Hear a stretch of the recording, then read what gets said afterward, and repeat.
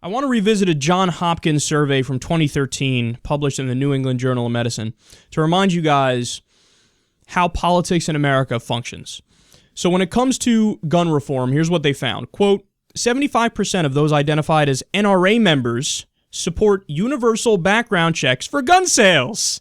In addition to favoring universal background checks, the majority of NRA members surveyed supported prohibiting people with recent alcohol or drug charges to purchase guns, and 70% supported a mandatory minimum of 2 years in prison for selling guns to persons who are not legally allowed to have one.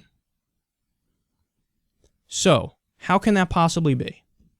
If everyone in the country, from liberals to conservatives to NRA members, agrees with this, why no policy changes? In a democracy, it's the most obvious move to do in terms of legislation. Just do a universal background check. That's it. Basic, mild, vanilla reform. Well, like I just referenced in our previous segment here, the leadership of the NRA takes money from the gun companies, so the manufacturers, the people who make money from selling the guns, and they buy politicians to do the bidding of the gun manufacturers, the gun companies.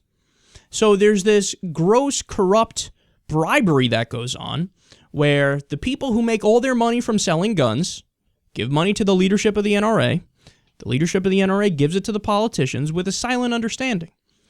I'm giving you this money for your campaign so that when you win, I scratch your back, you scratch mine. Now, what do I need you to do in response? Very simple. Just kill any gun reform that comes up. Any gun reform. Doesn't matter how sane, straightforward, and obvious it is. Hey, should we stop terrorists from getting guns? Nope. Hey, how about, people with former criminal records have 3 felonies? Nope. Hey, how about paranoid schizophrenics who have a history of being violent? Nope. Nothing. No background checks, no ban on high-capacity magazines, no process set up by which you can get a permit for certain kinds of weapons that really shouldn't be out there, like certain kinds of assault weapons. Nope, nothing. So again, in this case, the problem isn't the liberals, clearly. The problem isn't the conservatives. The problem isn't even the membership of the NRA. They're with us on this.